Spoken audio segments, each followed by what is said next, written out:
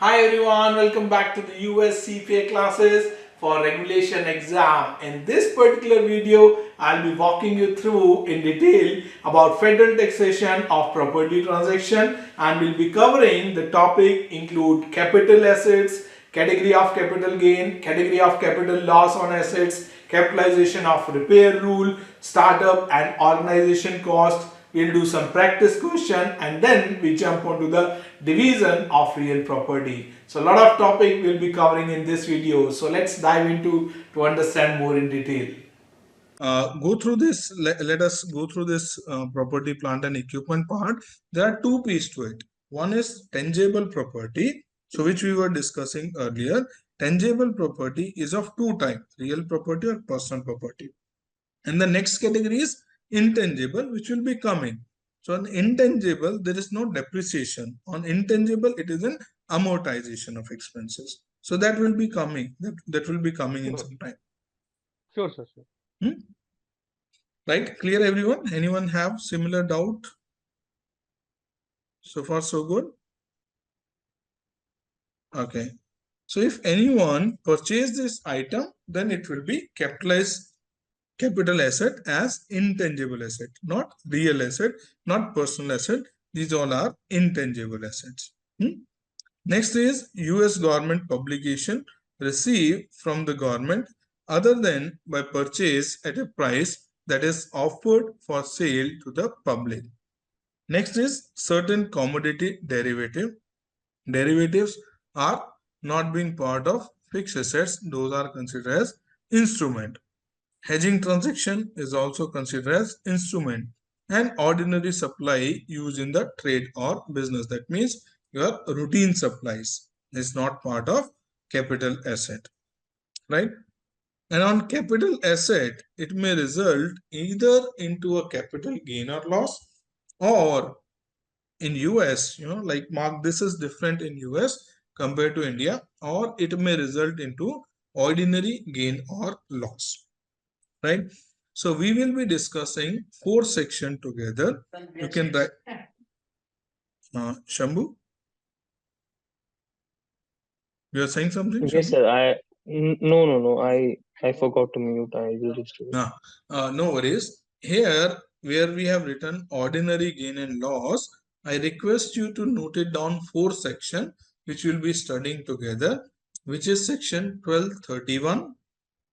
If you can write it down somewhere, 1231. Second is 1245. Third one is 1250. And last one is 291.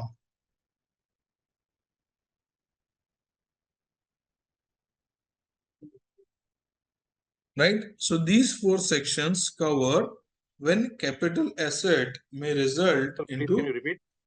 First section is 1231. Second section is 1245. Third section is 1250. And the fourth section is 291. So these are the 4 sections we'll be studying together when any capital asset, sale of capital asset, result into ordinary gain or loss, right? Normally, what we have studied in India, the capital asset is always result into capital gain or loss, right? Whereas in US, there is some differences. So we'll be discussing what is when the capital asset may result into ordinary gain or loss under section 1231, in which there are 3 subsections, or I would say another section which is supporting to 1231 is 1245, 1250 and 291, right? More detail of capital gain is now pushed to TCP. So that is not part of regulation examination. So we'll be discussing only to the extent which is being part of your regulation examination. Next, I know like most of you know this is very common. You might be studying from 11th standard, capital nature of expenditure or repair and maintenance expenses, right? So what is capital nature of expenditure? A capital expenditure A capital expenditure or capex refer to a significant long-term investment made by the company to acquire, upgrade, or maintain the physical asset. These expenditures are typically made to improve the productivity, capacity, or the efficiency of the business and are expected to provide benefit over the extended period of time, that is more than 12 months in general. Capital expenditure are considered are contrasted with operational expenditure. So they are totally different from operational expenditure, which is of short term in nature and is being used for day in day out running of the business. And it is included the business startup cost, business assets, and improvements. So there is a separate topic which we'll be studying is the business startup cost when you can capitalize that. So that is another topic we'll be discussing. Plus, these costs are depreciable assets and attached to the statement of 1.263A to 3N election on return, and the taxpayer can depreciate any capital improvement made to the leased property. So left hand side is more about capital nature of expenditure. What do you understand by capital nature of expenditure? If you can tell me in layman language or your basic understanding. Any long-term investments where we'll be getting the returns in future. Yeah, one is like investment are of two types. So one is investment in property, plant, equipment, or intangible asset. Another could be investment in financial instrument.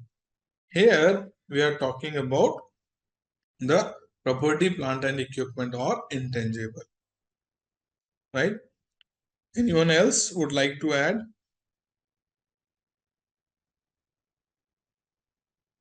I think we all have studied in 11th standard. I don't see it's anything new here. Any idea what is capital nature of expenditure and why that expenditure is considered as capital? Yeah, Prakash, Rakesh. So the expenditure which adds significant value in the asset is capital. Significant value is the important word. Means we have to see the how much is going to impact the value of that asset. Yeah. What else? And it is going to be depreciated over the period of time. It is not going to directly be charged to the P&L. Yeah. What else? Also, it will be non-recurring in nature. Okay. It increases the life. Expenses increase the life and for in the period of time and can be utilized for generating revenue or income out of it. And the main focus of that expenditure is to make one time and increase the lifespan of that asset so that it can generate revenue period after period. Yeah, very true, very true. Yeah, so like capital nature of expenditure are those expenditure for which generally life is more than 12 months, right? And those investment that business owner would be making either to generate revenue or to save cost or for the administrative purpose as well. For example, like office chair, table, air condition, right? So those are being used for even like normal routine office purpose. Plant and machinery could be for the production purpose, right? So the different assets are maybe used for the different purposes, but the key thing is that they have more than 12 months of life and you can charge the depreciation, and those should be respective asset should be used for more than the 12-month period, right? On the other hand, what is repair and maintenance nature of expenditure?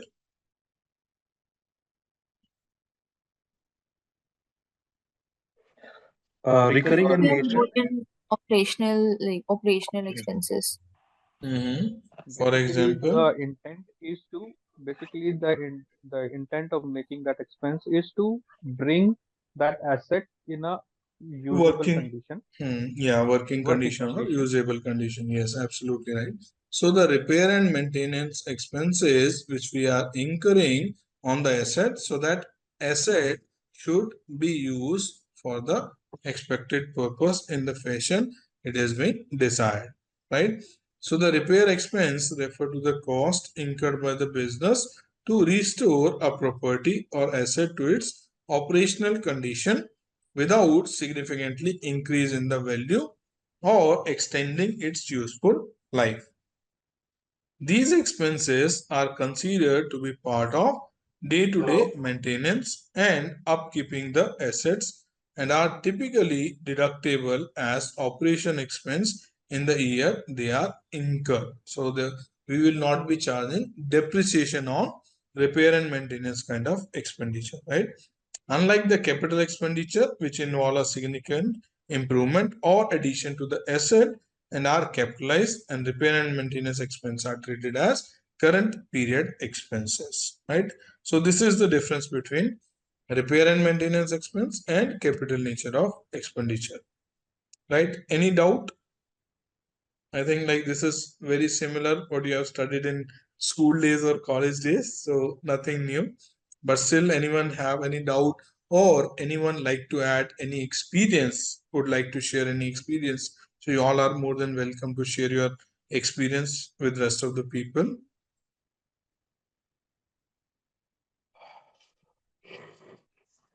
Okay, so next one is startup and organization cost. So startup and organization cost, either you can choose it for capitalization or you can charge in the current period of expense. Like I'm telling you, bottom line or crux of the story, what we are going to study in next 5 to 10 minutes. A business upon opening can elect to deduct and or amortize certain costs for setup and organization of business. In general, the business can deduct up to $5,000 of the startup and $5,000 of organization cost as a current business expense for the financial year 2023. Sorry, please update this. This is 2023. The $5,000 is reduced by total amount of startup or organization cost that exceed $50,000. So if your total cost for the startup is more than $50,000, then this $5,000 you'll be reducing because those are deductible expenditure. That is, once the business incurred $55,000 or more startup cost, they are not able to deduct any of the cost in current year, and they are still eligible to amortize the capitalization cost over 180 month. So how it actually works? If you have capital expenditure, total capital expenditure for the starting up or organization cost up to $55,000, then the $5,000 you can consider as year one current period expense, and the remaining $50,000 you can amortize over the period of 180 months, right? That is 15 years. Any remaining cost must be amortized ratably over the 180 months. So coming back, if for example, if you have more than $55,000 cost, let's assume you have $80,000 startup cost. In that case of scenario, that 5,000 deductible of current year is not allowed, but total $80,000 you will be amortizing over the period of 180 months, that is 15 years. Right? The amortization costs start with the month the company begin its operation. So when you need to start the amortization in the month when you have started the operation. Any doubt so far? Next is qualifying startup cost. What all costs need to be included in the startup cost? Analysis or survey cost of potential market, product, labor, supplies, and so on and so forth, advertising costs for opening the business, and salary and wages for the employees' training, including the instructor cost. So, for example, if you are starting up any new business, yes, similar to 35D, you're right. So if you are starting up any new business, right, at that point of time, you may be doing some market survey, right, some customer survey, some research, right, and you'll be doing your feasibility analysis. You might be doing analysis like whether the skilled labor which I am looking for this particular project will be available or not, right? So all those costs you can consider for capitalization. Second, if you are doing any advertisement for starting up any new business, right? So that advertisement cost also you can consider in the startup cost. Any salary or wages you have paid initially to many employees for sales, marketing, research, advertisement, right? Those salary and wages also you can capitalize. And if you have paid anything to train your staff, right, so that cost also can be capitalized. So what type of cost can be capitalized for startup? Any market analysis, research you have done, any cost paid for that, any employee you have hired for market research or maybe advertisement purpose, their cost, plus any advertisement cost or for setting up new business you have incurred. So these category of cost you can capitalize as a startup cost if it is more than $5,000. If it is less than $5,000, you'll be charging off immediately, right? If it is more than $5,000 but less than $55,000, then first 5,000 you'll be deducting and remaining amount you'll be amortizing. If it is more than $55,000, then no deduction for current year. Entire amount you can capitalize and amortize over the 15 year. Yes, Prakash. Yes, Manoj.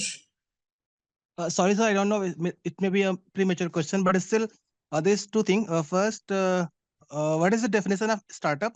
And second, why we should defer the cost, the cost which we incurred, like salary, etc., for the future years? Means it's good to go to amortize all the costs in same year. Why to defer? Means what is the benefit of same?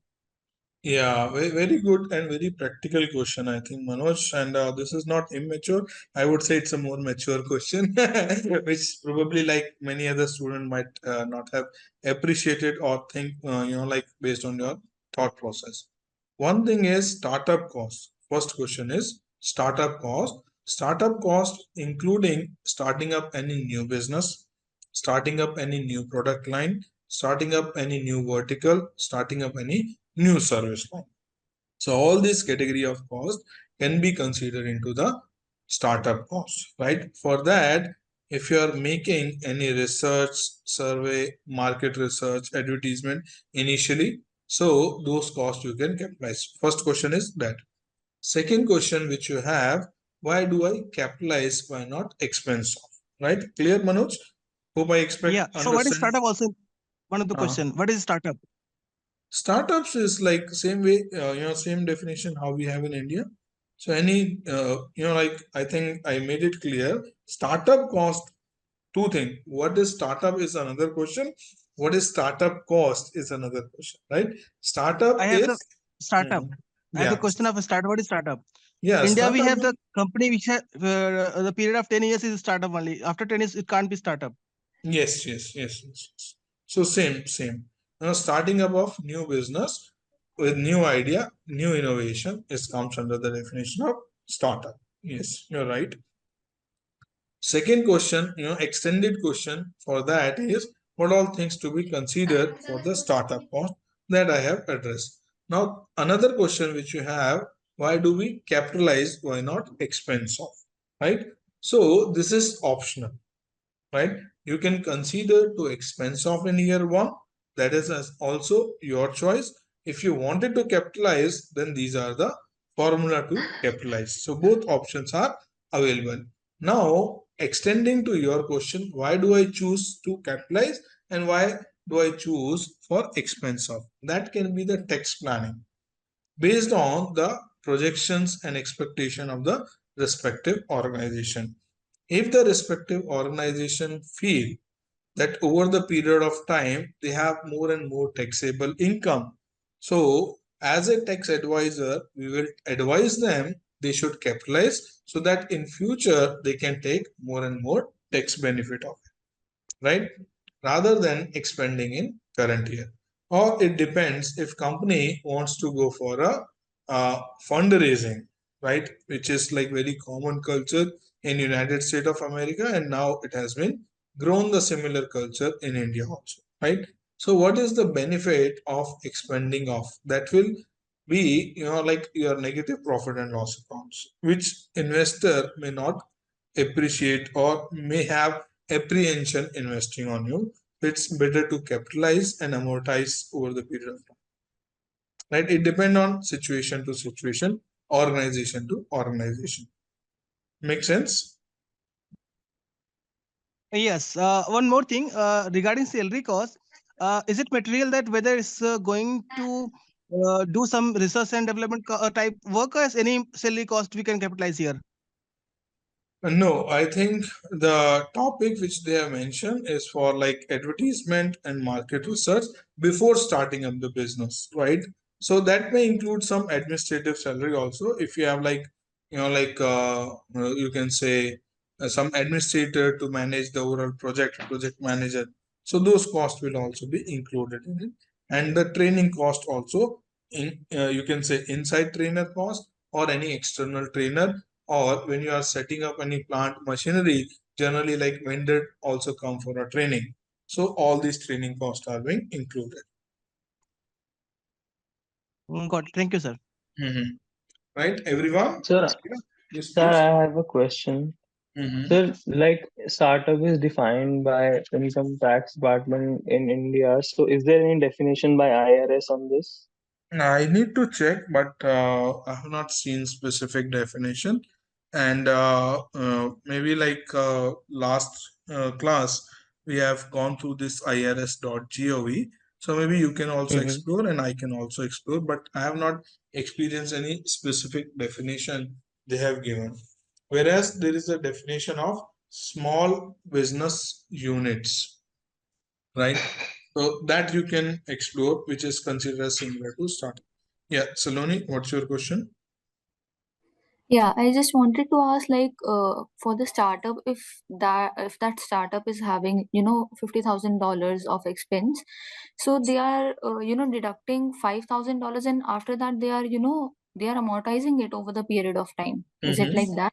Yes, yes, yes. And and if I'm like, I just wanted to confirm my understanding, like, if the expense is exceeding 55,000, then they are just not allowed for the first year deduction, like the Yes, $5,000, but they can yes. just, amortize over the period Amortize of time. 180 Okay. months. Yes, yes, your Okay. understanding is correct. Okay. Thank you. Right? So qualifying startup costs do not include deductible interest, taxes, research, and experimental costs, right? And organization costs are direct cost of creating a corporation, partnership, including but not limited to legal fees for creation of partnership or corporation, cost of temporary director, cost of organizational meeting, and statutory fees, which is incorporation fees. So those all things will be included in organization cost that also you can capitalize. Organizational costs that do not include. The first one is cost for issuing and selling the stock or security. If you are paying any commission, professional fees, or printing cost for issue of your share or stock, that is not included. Next is cost associated with the transfer of asset to a corporation. That means if you are transferring certain assets from one corporation to another corporation, so if there is any legal fee, transfer fee, stamp duty, that is also not part of operational cost, right? So there are two type of cost: startup cost when you are starting up any new business, any research, market survey you are doing, any advertisement you are doing, that you can capitalize. Second is the operational cost, that means incorporation cost, basically whether you are setting up a partnership firm or LLP, LLC, C corporation or S corporation. So the legals, governmental or incorporation fees or the lawyer fees, attorney fees which you are paying, that also you can consider for capitalization. Right? Clear everyone? Okay. Yeah. Now let's do a practice question together. On October 31st, 2023, Suzanne opened a business supply store. Prior to opening the business, she incurred the following cost. First is purchase of fixture. Second is accounting fee related to setting up the business. Third is interest expense for fund borrowed prior to open the store. Fourth is conducted a market survey, $500. Next is cost to hire and train employee, $700. Travel expenses to secure the prospective supplier, $2,000. What amount of startup cost may Suzanne deduct for 2023 if she elected to amortize startup cost using shortest allowed amortization period? So what is the call of the question? What amount of startup cost may Suzanne deduct for 2023 if she elected to amortize the startup cost? So what costs need to be included in the startup cost?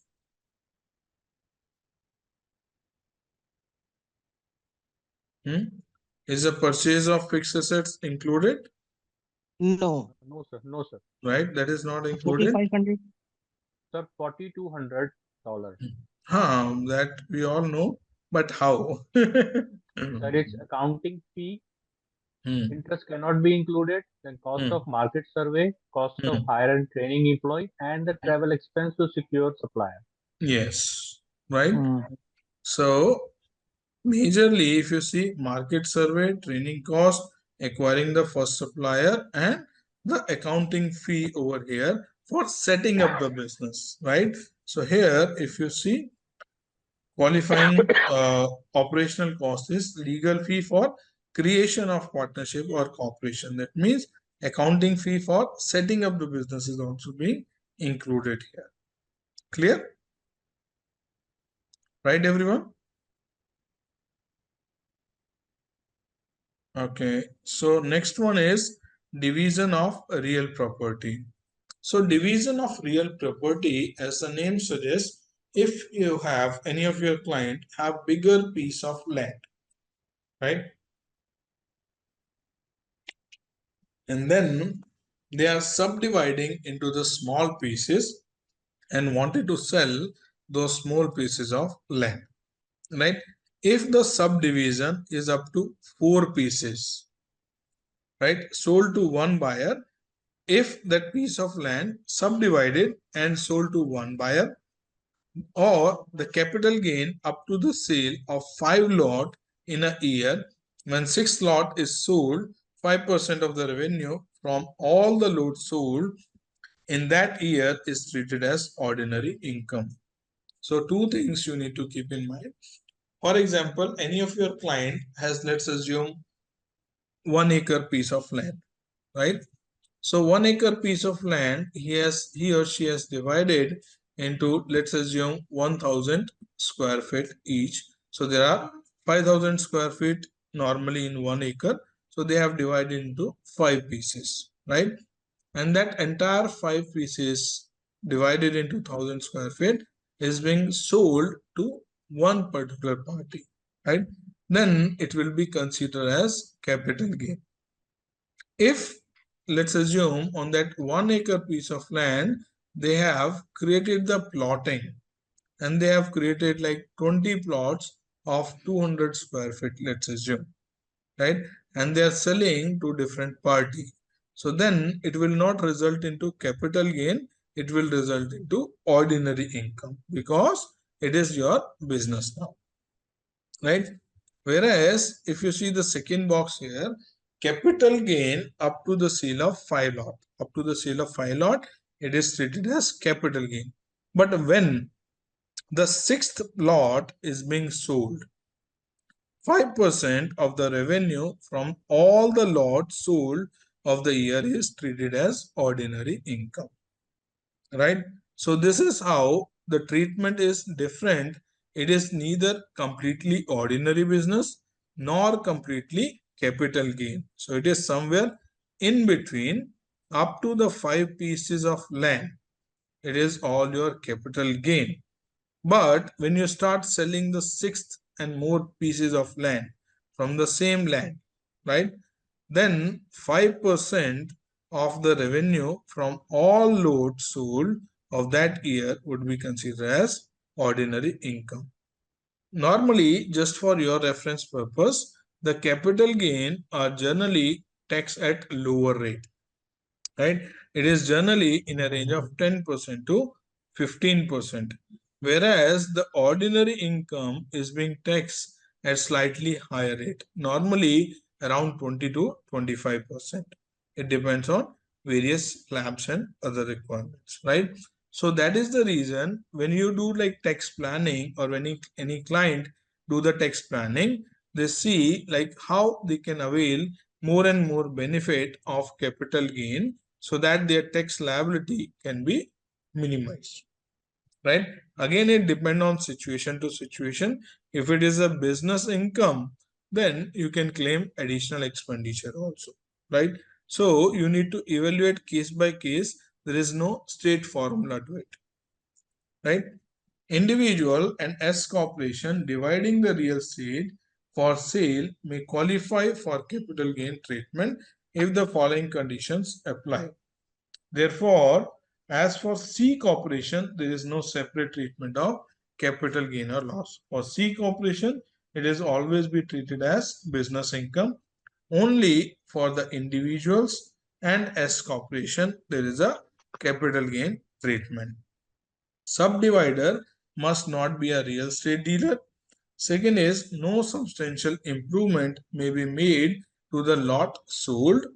The last one is, lot sold must be held at least 5 years unless and until it is inherited, right?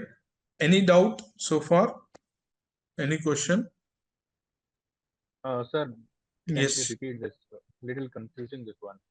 So Yeah, if an it's not individual has a confusing. land, Yes, so if please. a person has a land and he is Hmm. not able to sell because it's a bigger land, Hmm. and it is convenient for him to make in a smaller plot and sell it, Yes. so it will be considered as an income, ordinary income.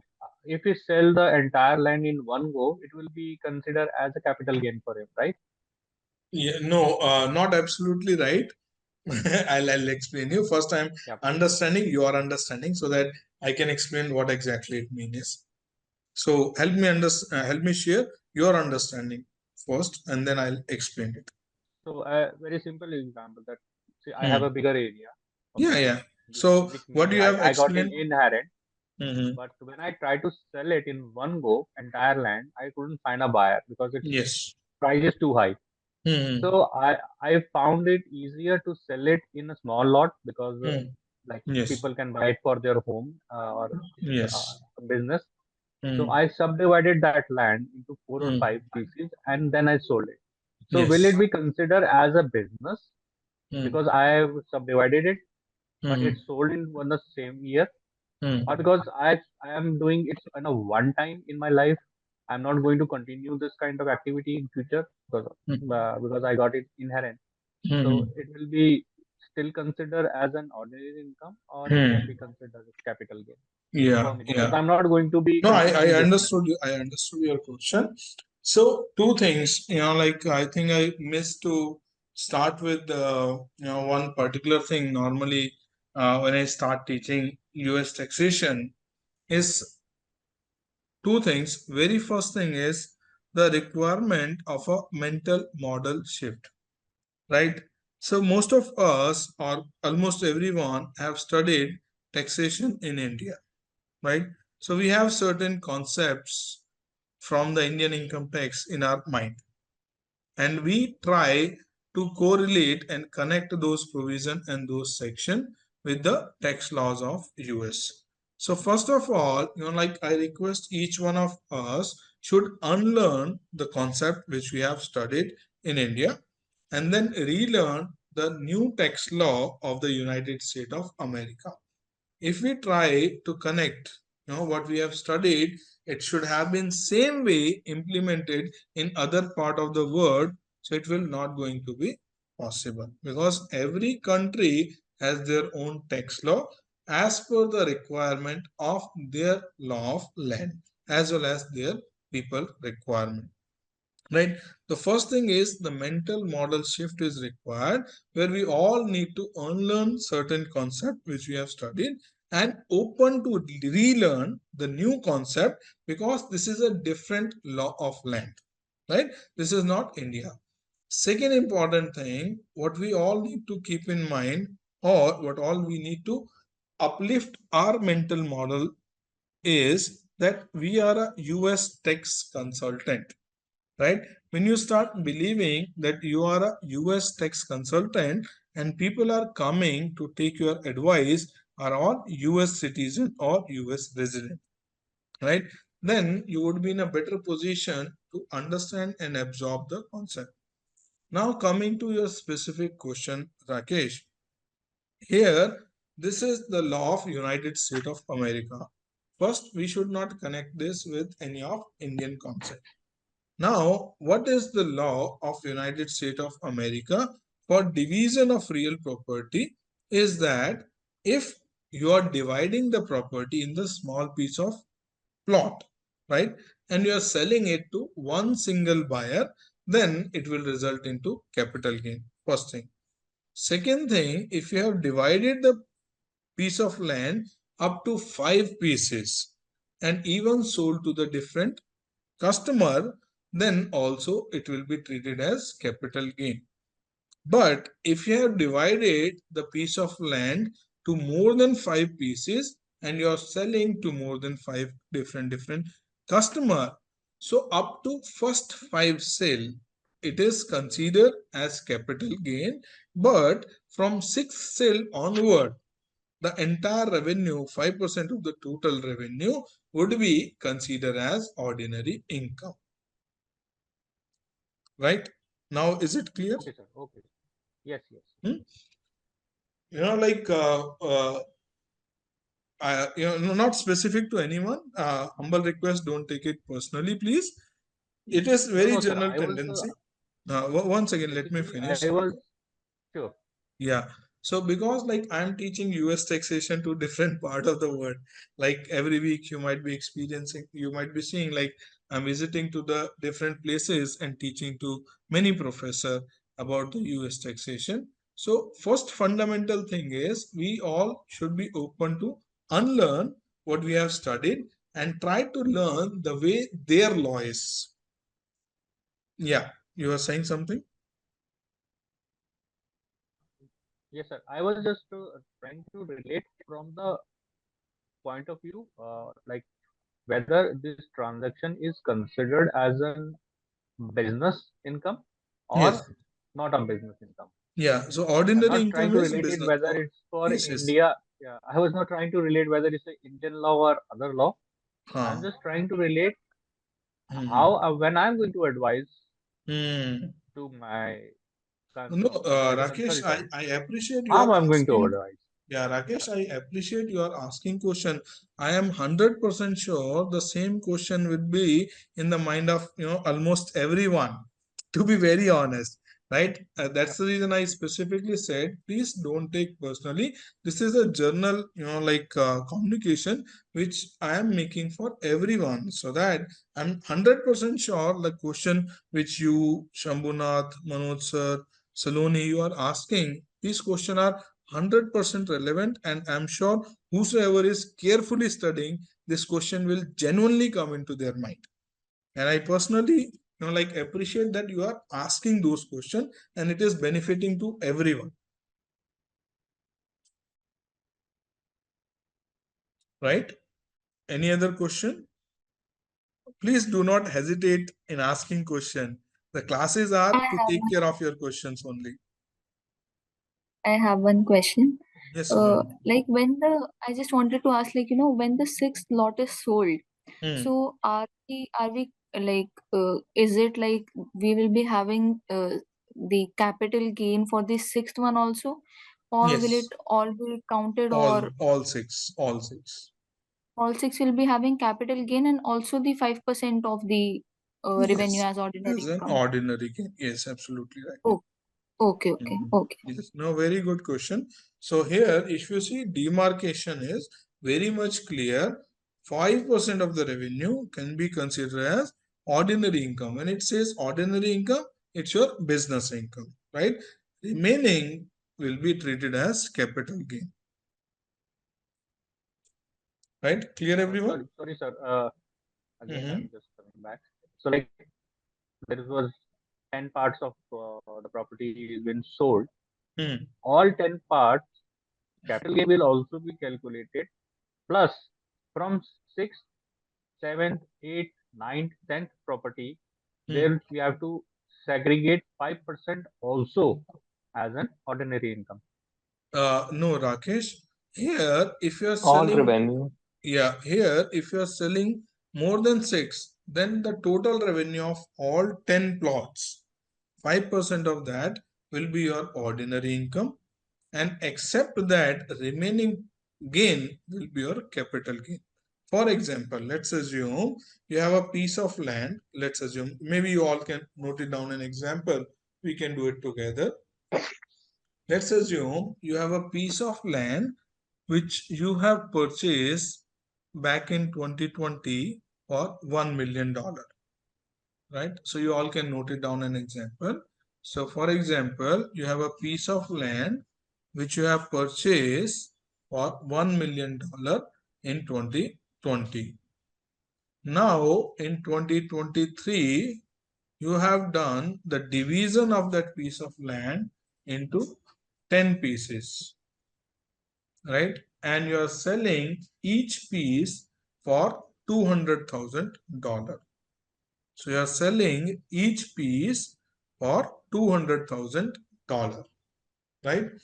So $200,000 multiplied by 10 pieces. Clear? How much is the total revenue? 2 million. Total revenue is 2 million, right? So in the 2 million, what is 5% of 2 million? Will be $100,000, yeah, ordinary. Yeah. right? $100,000 you need to consider as ordinary income. And what is your capital gain, which is $1.9 million minus $1 million.